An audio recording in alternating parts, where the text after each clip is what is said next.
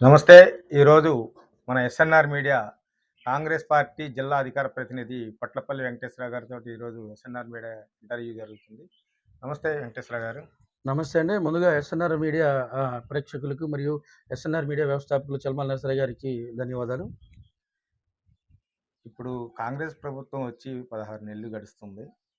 Congress party పనితీరు గతం కంటే, గత ప్రభుత్వాలు చేసిన కంటే బెటర్‌గా ఉందని అనుకుంటున్నారా మీరు? తప్పకుండా ఈ కాంగ్రెస్ ప్రభుత్వం అనేది ఇది 100కి 100% ఇది ప్రజల పక్షపాతి ప్రజా ప్రభుత్వంగా మేము వర్ణిస్తా ఉన్నాం.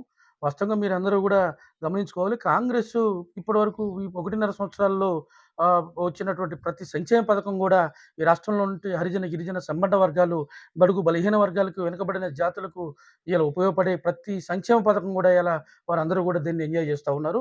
ఇలా మనం చూసినట్లయితే కాంగ్రెస్ అధికారంలోకి వచ్చిన 1.5 సంవత్సరంలోనే ఇలా ఉచిత బస్సు కావచ్చు మహిళలకు, మరి ఇవాళ రాష్ట్రంలో ఉన్నటువంటి ప్రతి నిరుపేద కుటుంబానికి 200 యూనిట్ల కరెంటు మరి ఉచిత పథకం కూడా మనం గమనించవచ్చు. అలాగే ఇవాళ అన్ని వర్గాలని ఇవాళ రైతాంగాన్ని చూసుకున్నట్టయితే మరి రైతు పండించే పంటకు గిట్టుబాటు ధరతో పాటు ఇవాళ బోనస్‌ను కూడా మనం రూ. 500 బోనస్‌ను కూడా క్వింటాల్‌కు మనం ఇవాళ రైతుకు అందజేయడం జరుగుతా ఉంది. ఇలా రూ. 2,00,000 రుణమాఫీ అంటే గత 2 ప్రభుత్వాలు అంటే గత బీఆర్ఎస్ పార్టీ యొక్క 2 ప్రభుత్వాలు ఏర్పాటు చేసిన 10 సంవత్సరాలలో చేయలేని రైతు రుణమాఫీ కావచ్చు. మరి అలాగే ఆ రోజు బీఆర్ఎస్ ఒక కౌలు రైతుని ఎలా గుర్తించాలో కూడా అర్థం గాక, అవగాహన లేక మరి కౌలు రైతును గుర్తించడం కష్టమని చెప్పి వాళ్ళు చేతులెత్తేస్తే అవాళ కౌలు రైతుల్ని మరి గుర్తించి ఇవాళ పంట పండించే రైతుని ఏ విధంగా మరి ఇవాళ అప్పుల నుంచి బయటికి తీసుకొచ్చి ఇలా రైతే రాజుగా చిత్రీకరించేదని కాంగ్రెస్ చాలా బృహత్తరమైన పథకాలను పెట్టి ఇవాళ రైతాంగాన్ని ఆదుకున్న మాట వాస్తవం కాదని మేము అడుగుతా ఉన్నాం. ఇప్పుడు కాంగ్రెస్ ప్రభుత్వ పథకాలు బానే ఉన్నాయి.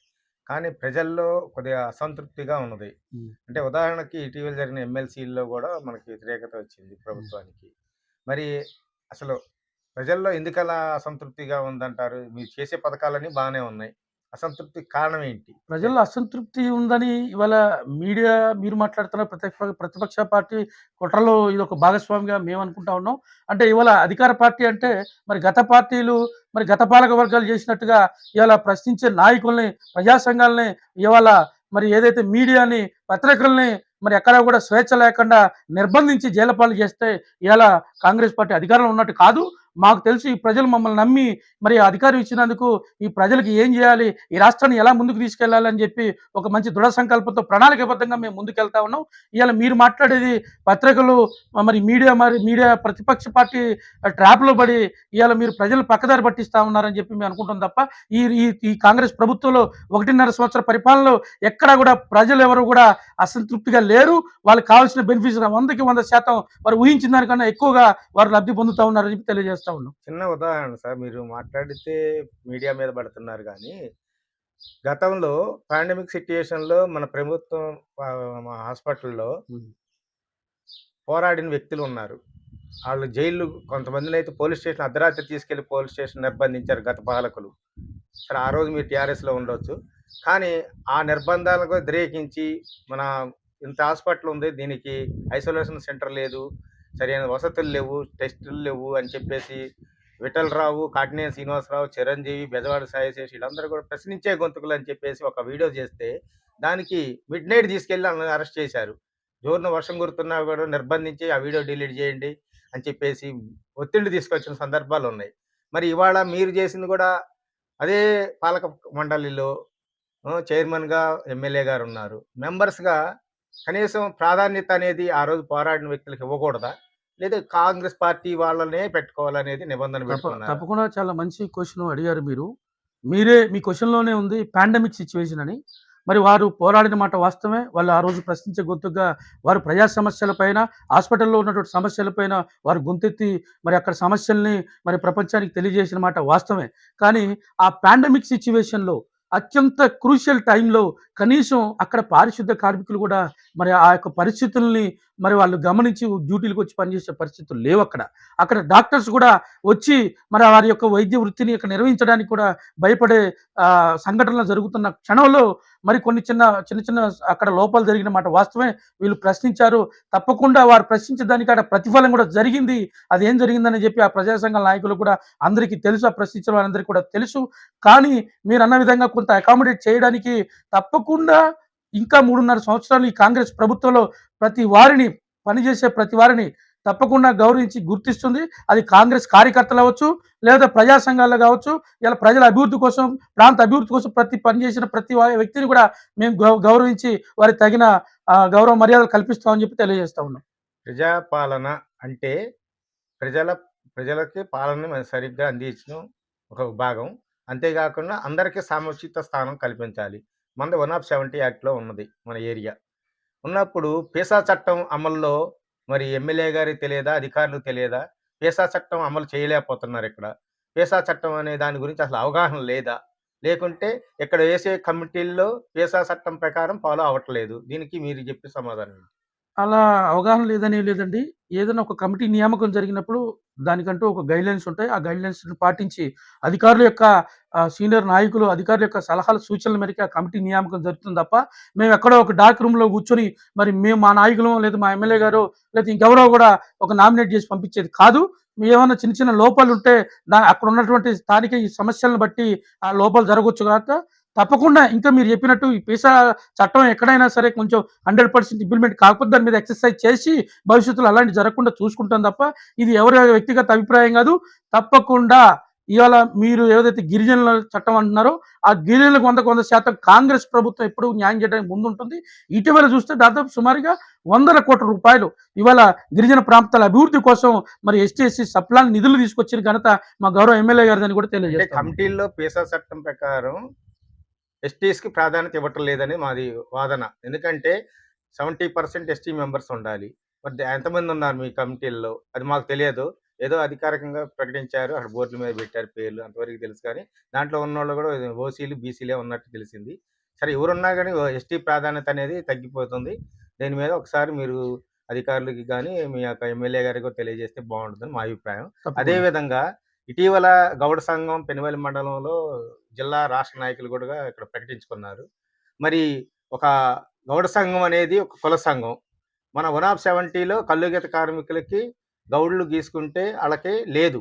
ఏది గీసుకునే హక్కు లేదు. అయినప్పటికీ కులవృత్తి మానకుండా భువనపాలెం గ్రామంలో ఒక పేద కళ్ళెం భిక్షం అనే అతను చెట్టు మీద జారిపడి నడుము ఇరిగింది. కనీసం మీరు గౌడ సంఘం ప్రతినిధులుగా పోయి పరామర్శించారా? మరి మీరు సన్మానాలు, సత్కారాలకే ప్రాధాన్యత ఇస్తున్నట్టు అనిపిస్తుంది గానీ, పేపర్ ప్రకటనలకే గౌడ సంక్షేమం కోసం కృషి చేస్తున్నట్టు ఏమీ కనిపించట్లేదు. దీని మీద మీ అభిప్రాయం ఏంటి? ఇప్పుడు మీరొకసారి చూసినట్లయితే ఏదైతే ఈ 170 యాక్ట్ ద్వారా మరి ఏజెన్సీగా పరిగణించేటువంటి మన కొన్ని 7-8 గ్రామ పంచాయతీలు ఈ మండలంలో ఉన్నాయో, అక్కడ మన గౌడ కుల వృత్తి అయినటువంటి కల్లు గీత కార్మికుడికి కొనసాగేటువంటి హక్కు మనకి లేదు. అంటే ఏదైతే ఆ సొసైటీని ఏర్పాటు చేసే హక్కు కోల్పోయారు కాబట్టి, వాళ్ళకి ప్రత్యామ్నాయ మార్గం కల్పించడమా, లేదా కుటుంబ పోషణ కోసం, లేదా వారిని మరి ఇక్కడ ఉన్నట్టు ఈ ట్రైబల్ 170 యాక్ట్‌లో ఉన్నటువంటి ఈ గౌడ కులస్తుల్ని ఎస్టీలుగా గుర్తించడం అనే దానిపైన మేము మొట్టమొదటిసారిగా మరి కొన్ని ప్రపోజల్స్ పెట్టి మరి ఇవాళ గౌరవ ఎమ్మెల్యే గారికి కూడా మరి మేము ప్రపోజల్స్ పంపించడం జరిగింది. ఏమైనా అవకాశం ఉంటే మమ్మల్ని ఇక్కడ మమ్మల్ని ఎస్టీలుగా గుర్తించాలని చెప్పి మాకు మమ్మల్ని ఎస్టీలుగా పరిగణించాలని చెప్పి కూడా మేము కొన్ని డిమాండ్స్ పంపించడం జరిగింది. మరి మీరు చూసినట్లయితే మీరు గమనించాలి, ఒక 3.5 సంవత్సరాల క్రితం మన పక్క గ్రామం అయినటువంటి రామచంద్ర బంజర్‌లో మరి కల్లుగీత కార్మికుల పైన మరి అప్పటి ఎక్సైజ్ సిఐ గారు దాడి చేసి మరి కనీసం తాడి చెట్టు ఎక్కి కల్లు తీసుకొని మరి ఇవాళ అమ్ముకునే సమయంలో మరి ఆ లొట్లు కూడా పగలగొట్టి కల్లు రోడ్డు మీద పారబోస్తే ఒక సామాన్య కులానికి సంబంధించినటువంటి అంశంగా మేము దాన్ని ప్రతిఘటించి ఆ సిఐ గారిని అక్కడ నిలువరించి మరి మేము అక్కడ ఆ యొక్క ఎవరైతే కూలీ మన కల్లుగీత కార్మికుడికి న్యాయం చేసేందుకు ఆ రోజు మేము కూడా కులానికి సహకరించడం జరిగింది. దయచేసి మీరు గమనించాలి, ఇటీవల జరిగినటువంటి కమిటీ ఎన్నిక అనేది ఏకపక్షంగా జరిగిందేం కాదు. అందరినీ కలుపుకుపోయేదానికి మరి వివిధ గ్రామ పంచాయతీల్లో ఎక్కడైతే మన గౌడ సంఘం ప్రాతినిధ్యం ఉందో అక్కడ అందరికి కూడా మరి ఆ స్థానిక నాయకులకి ఇన్ఫర్మేషన్ ఇచ్చిన మండల కమిటీ తరపున ఆ యొక్క వాళ్ళందరినీ అక్కడ కోఆర్డినేట్ చేసుకునే ఆ యొక్క గ్రామ స్థాయిలో ఉన్న ఆ నాయకులకి అప్పచెప్పినప్పుడు కొన్ని లోపాలు జరిగినాయని మాకు తెలిసింది. తెలిసినా కూడా మీరు ఒక్కసారి ఏదైతే కమిటీ నియామకమైన వివరాలు మీరు చూడండి. అక్కడ మీరు మాట్లాడే వ్యక్తులందరినీ కూడా ఆ కమిటీలో పొందుపరచడం కూడా జరిగింది. మరి ఇటీవల మీరు చెప్పినటువంటి గత 2 రోజుల క్రితం మరి తాడి చెట్టు పై నుంచి కింద పడి మరి గాయపడిన వ్యక్తిని మరి పరామర్శించడానికి కూడా మండల కమిటీ కొంత సమాయత్తం అవుతుంది. ఆల్రెడీ మండలాధ్యక్షుడు ఎడా కమలాకర్ గారి నోటీసులో ఆ గాయపడిన వ్యక్తుల యొక్క వివరాలు నోటీసుకి రావడం జరిగింది. ఈ రోజు కానీ రేపు కానీ తప్పకుండా మేము కులం తరపున మరి కుల సంఘం తరపున మరి గౌడ సంఘం తరపున వారికి ఏం చేస్తే బాగుంటుంది, మరి రాజకీయంగా ఏం చేస్తే బాగుంటుంది, ఆర్థికంగా ఏం చేస్తే బాగుంటుంది అని చెప్పి ఒక ప్రణాళిక రూపొందించుకుని తప్పకుండా మేము కూడా ఆ కుటుంబానికి అండగా ఉండాలని కోరుకుంటాను. వెంకటేశ్వర గారు, ఇప్పుడు మన స్థానిక ఎమ్మెల్యే రాఘమయ్య గారు కానీ, దయానంద్ గారు కానీ, వారి అదే ఎమ్మెల్యేగా ఎన్నికయ్యగా మహిళా ఎమ్మెల్యేగా ఆమె చేసే కృషి దాన్ని ఎలా ఉంది, పబ్లిక్ ఎలా రిసీవ్ చేసుకుంటున్నారంటారు? చాలా బ్రహ్మాండంగా ఉంది. సుమారుగా సత్తుపల్లి నియోజకవర్గం ఏర్పడి 70 సంవత్సరాల చరిత్రలో మొట్టమొదటిసారిగా ఒక మహిళకి అవకాశం వచ్చింది. దాన్ని కూడా ప్రజలు అంతే హక్కున చేర్చుకొని తన సొంత ఇంటి ఆడబిడ్డగా మరి అందరూ కూడా మహిళలు గౌరవించి మరి ఆ రోజు ఆమెకి ఆదరించి మరి అత్యధిక ఓట్ల మెజారిటీతో సుమారుగా 15 సంవత్సరాల నుంచి ఇక్కడ నాటుకుపోయినటువంటి ఒక వ్యక్తిని మరి ఇవాళ ప్రజలు మరి రాఘమయ్య గారి యొక్క ఓట్ల ఆదరణ చూసి అత్యధిక ఓట్ల మెజారిటీతో గెలిపించి వాళ్ళ హక్కును చేర్చుకున్నందుకు వారు కూడా అంతే విధంగా ఎక్కడ కూడా అలసట చెందకుండా మరి 24 గంటలు ఈ నియోజకవర్గ ప్రజల సంక్షేమం అభివృద్ధి ధ్యేయంగా ఇలా పనిచేస్తూ ఉన్నారు. మరి రాఘమయ్య గారు హైదరాబాద్లో అసెంబ్లీలో కానీ, సెక్రటరియట్లో కానీ, ఇతర ప్రభుత్వ కార్యాలయాల్లో పనుల నిమిత్తం హైదరాబాద్ వెళ్ళినప్పుడు ఇక్కడ మరి నియోజకవర్గంలో 5 మండలాల్లో మరి నిరంతరం ఏ కార్యకర్తకి, ఏ సామాన్యుడికి, ప్రజలకి ఏ అవసరం వచ్చినా కానీ మరి అందుబాటులో ఉండి వారి యొక్క అవసరాలు తీర్చున్నటువంటి వ్యక్తిగా దయానంద్ గారు కూడా ఇవాళ నియోజకవర్గంలో అందుబాటులో ఉంటున్నారు. మరొక్కసారి మనం గమనించినట్లయితే మేము పదే చెప్తా ఉన్నాం, ప్రతి వేదిక పైన కానివ్వండి లేదా ప్రతి పత్రికా సోదరికి కూడా మీరు ఈ నియోజకవర్గంలో చాలా మంది నాయకులను చూశారు, పరిపాలన చేసినటువంటి మంత్రులు చూశారు, ఎమ్మెల్యేలు చూశారు. మరి మొట్టమొదటిసారిగా మరి కనీసం వారి ఇంటికి 24 గంటలు 4 పక్కల డోర్లు కూడా తెరిచే ఉంటాయి. మీరు ఎప్పుడైనా వెళ్ళినా సరే వారు డైరెక్ట్గా వారి హాల్లో కూడా కూర్చొని మీరు ప్రజల సమస్యలు వింటూనే ఉంటారు. వారికి వేరే వ్యాపకం లేదు.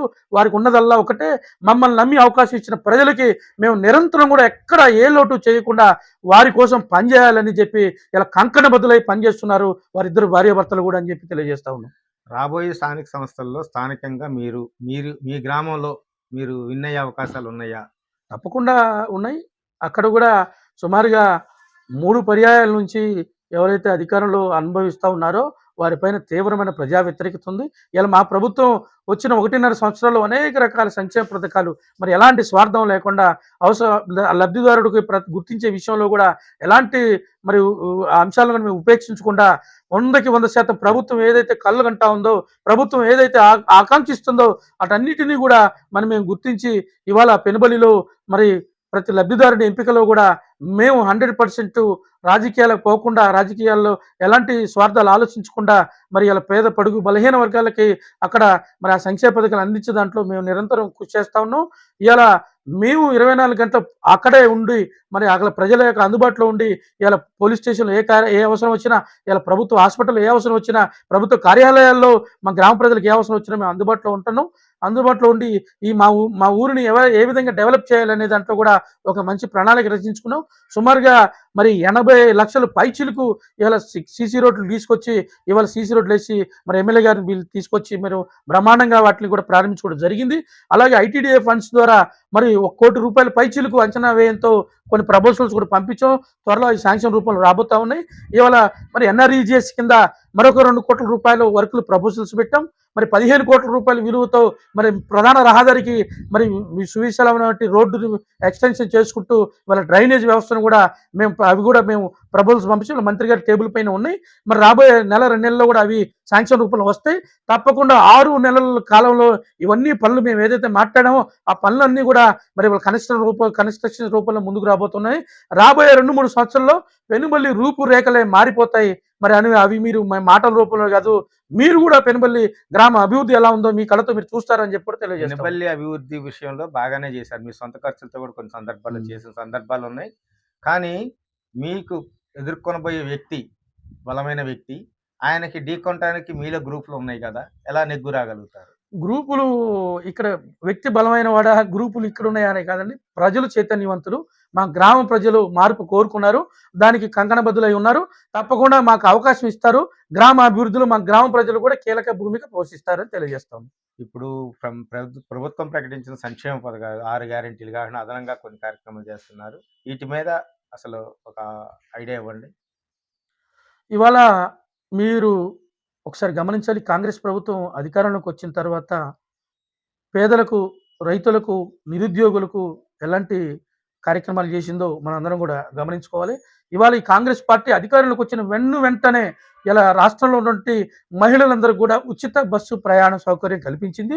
అది చాలా బ్రహ్మాండంగా ఇవాళ మహిళలందరూ కూడా మరి ఎక్కడికి వెళ్ళాల్సినా సరే ఇలా రూపాయి ఖర్చు లేకుండా వారి యొక్క కార్యకలాపాలు ముగించుకొని వస్తూ ఉన్నారు.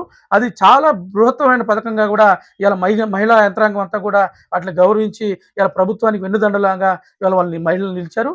అలాగే ఇవాళ మరి రైతులు చూసుకోవచ్చు. మరి రైతులకి 2 లక్షల వరకు ఇలా రుణమాఫీ చేసి ఇలా రైతాంగాన్ని ఆదుకున్నది కాంగ్రెస్ ప్రభుత్వం. అలాగే రైతు పండించిన పంటకు 500 రూపాయల బోనస్ ప్రకటించి ఇలా లక్షల కోట్ల రూపాయలు సుమారుగా మరి ఎంత మా గ్రామంలోనే ఇలా లక్షల రూపాయలు రైతులు బోనస్ రూపంలో అందుకున్నారు. మరి అలాగే మరి రైతు బంధు కూడా ఇలా సకాలంలో రైతు బంధు అంటే రైతులకు వ్యవసాయ పెట్టుబడికి ఇలా ఈ ప్రభుత్వం చేదోడు వాదోడుగా ఉంటున్నమాట గమనించాలి. అలాగే నిరుద్యోగులకి రాష్ట్ర వ్యాప్తంగా 80,000 పైచిలకు ఉద్యోగాలు 1.5 సంవత్సరంలో కల్పించాం. ఇంకా లక్షల ఉద్యోగాలు రాబోయే 3.5 సంవత్సరాలు కూడా మరి జాబ్ క్యాలెండర్ రూపంలో మరి ప్రభుత్వం ఇచ్చిన ఎన్నికల హామీలో భాగంగా మరి జాబ్ క్యాలెండర్ రూపొందించి మేము ఏదైతే అన్నామో తప్పకుండా ఎన్నికల ముందు అది 100% చేసి ఇలా లక్షల ఉద్యోగాలని ఇలా మా ప్రభుత్వం 5 సంవత్సరాల్లో ఇలా ఈ రాష్ట్రంలో నిరుపేదలకి ఇవ్వబోతా ఉంది. ఇలా 200 యూనిట్లు నిరుపేద కుటుంబాలకి మరి 200 యూనిట్ల ఉచిత కరెంటుని కూడా మరి ఇలా మా ప్రభుత్వం ఇచ్చిన మాట వాస్తవం కాదా అని మేము అడుగుతా ఉన్నాం. ఇవాళ మేము చెప్తా పోతే మీకు సమయం సరిపోదు. తప్పకుండా ఈ కాంగ్రెస్ ప్రభుత్వం ఎన్నికల్లో ఇచ్చిన హామీలే కాకుండా ఇవన్నీ కూడా మేము బ్రహ్మాండంగా చేసుకుంటా పోతాం. ఇప్పుడు ఏదైతే మరి యువత చాలా ఉత్సాహంతో మరి వాళ్ళ అప్లికేషన్స్ ఇచ్చుకుంటారు రాజీవ్ యువకాశ పథకం కింద. మరి అర్హులైన ప్రతి వ్యక్తికి ఇవాళ 4 లక్షల రూపాయల వరకు మరి ఇలా రుణాన్ని ఇచ్చి మరి వారిని ఆర్థికంగా మరి ఇలా నిలబెట్టి వారి కుటుంబం పోషణ కోసం వారి కాళ్ళపైన వాళ్ళు నిలబడేదానికి ఇలా కాంగ్రెస్ మరి ఎన్నికల హామీ లేని పథకాలు కూడా తీసుకొచ్చి ఇవాళ చేస్తా ఉందంటే ఈ రాష్ట్రంలో మరి అన్ని వర్గాల ప్రజలకి, నిరుపేదలకి, సంబంధ వర్గాలందరికీ కూడా అవసరమైన ప్రతి సంక్షేమం కాంగ్రెస్ చెప్పకపోయినా చేసి చూపిస్తుంది. బంగారు తెలంగాణ దిశగా ఇలా కాంగ్రెస్ అడుగులు వేస్తా ఉంది. కాంగ్రెస్ ప్రభుత్వం అడుగులు వేస్తా ఉందని తెలియజేస్తా ఉన్నాం. ఇప్పుడు మన ముఖ్యమంత్రి గారు మాట్లాడేటప్పుడు రాష్ట్ర ఖజానా నిల్గా ఉంది అన్నారు. మరి ఈ ఖజానా నిల్గా ఉన్నప్పుడు ఈ పథకాలన్నీ అమలు జరుగుతాయని అనుకుంటున్నారు. ఖజానా నిల్గా ఒక్కసారి మీరు అక్కడ మీ యొక్క క్వశ్చన్ కొంచెం వక్రీకరించినట్టుగా ఉంది.